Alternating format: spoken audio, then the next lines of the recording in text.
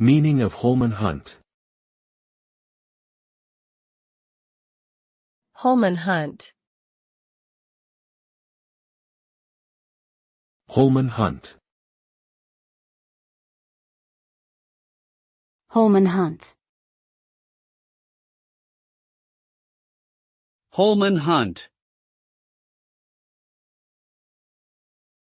Holman Hunt refers to William Holman Hunt, a British painter who was one of the founding members of the Pre-Raphaelite Brotherhood. He was known for his highly detailed and symbolic paintings that often depicted religious or mythological scenes.